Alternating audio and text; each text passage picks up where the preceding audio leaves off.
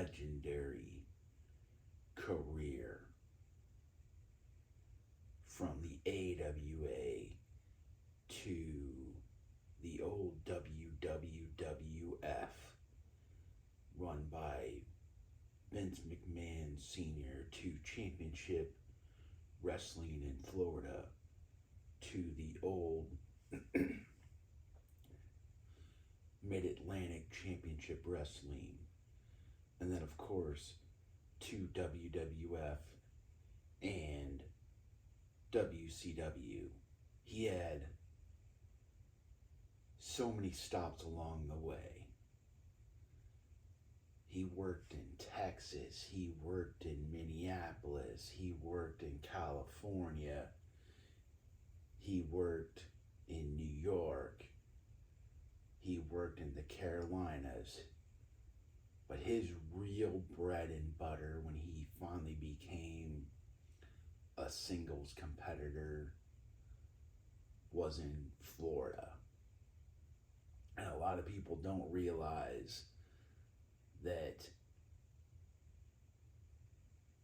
at a young age, he couldn't walk without crutches.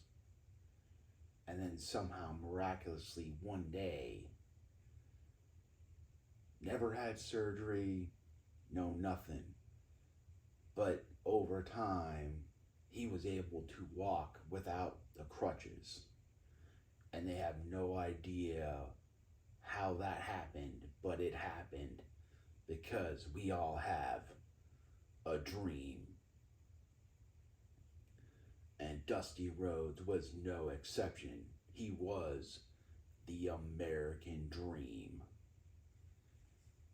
And he, like so many others, got his start in a tag team with Dick Murdoch.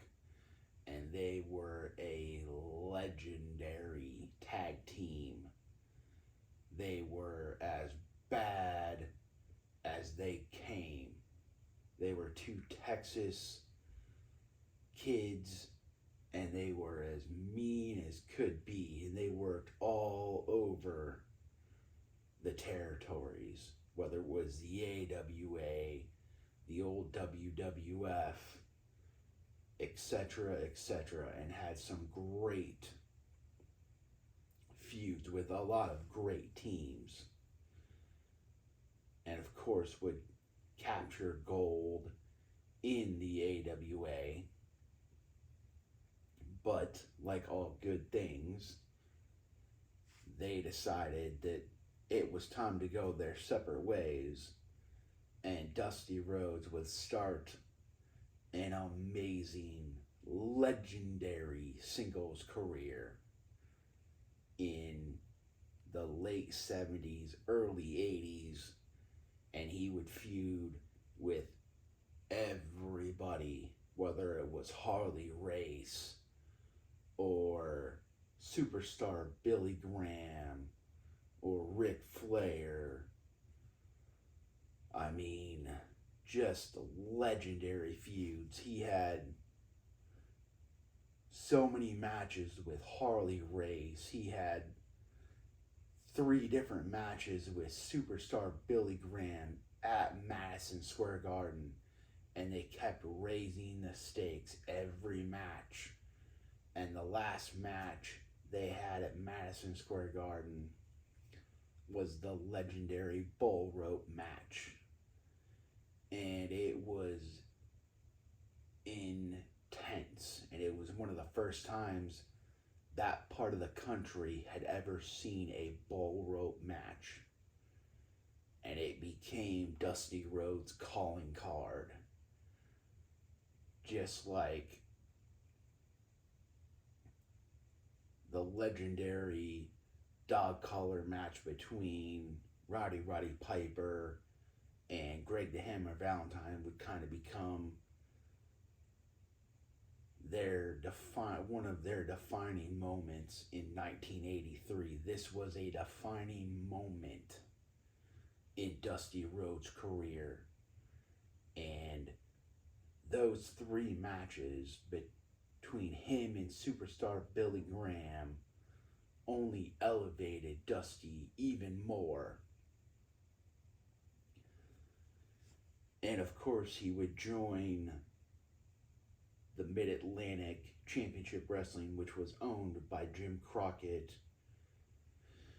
in the mid-80s, to kind of help turn it around. And what some people may know or may not know, he was actually the booker and a top wrestler in the promotion. So he not only wrestled, but he booked all of the matches.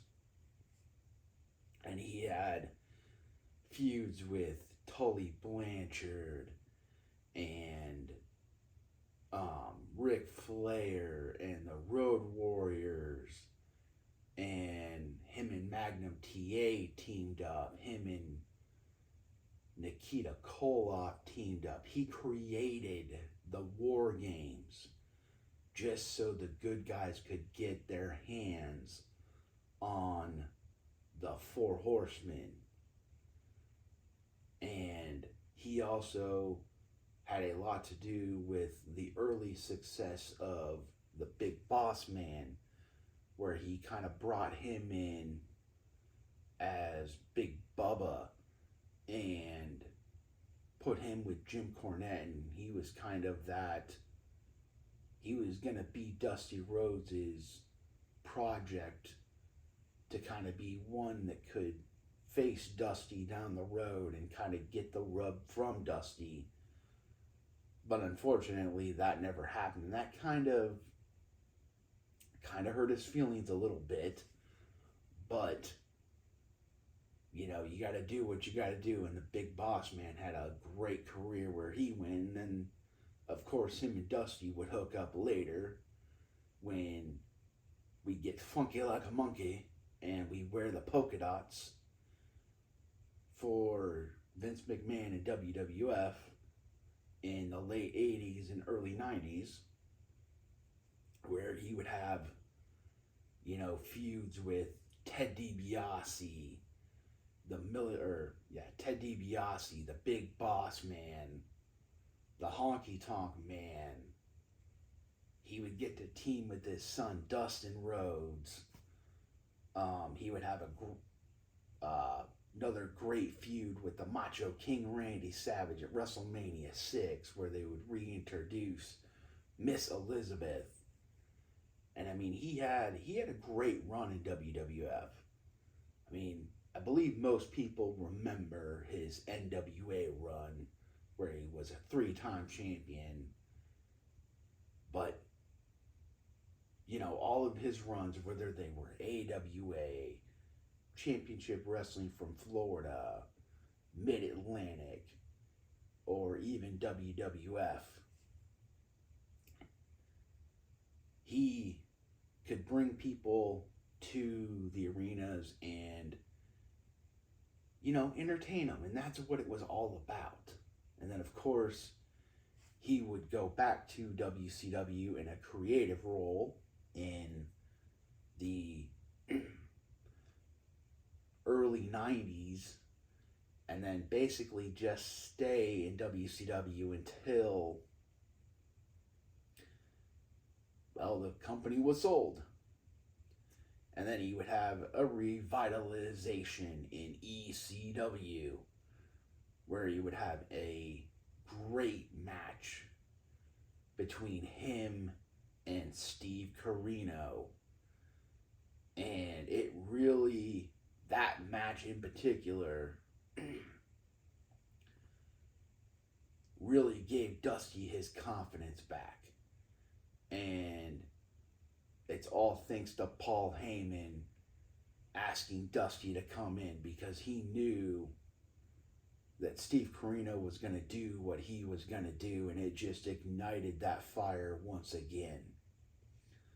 And then, of course, once he finally retires, you know, you see him on screen with both of his sons, whether it was Dustin or Cody in WWF, but his real passion was teaching the next generation. And so that's what he did.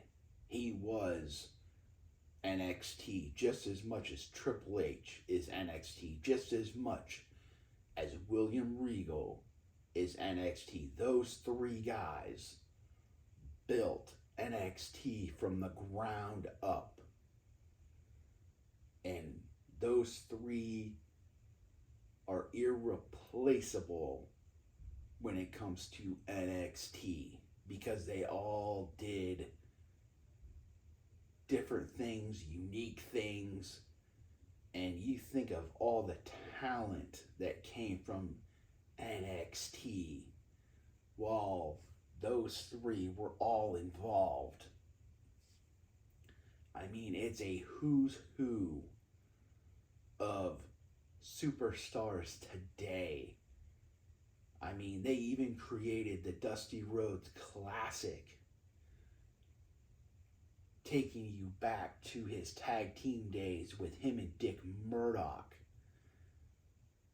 I mean, he did it all. He had great promos. He had charisma.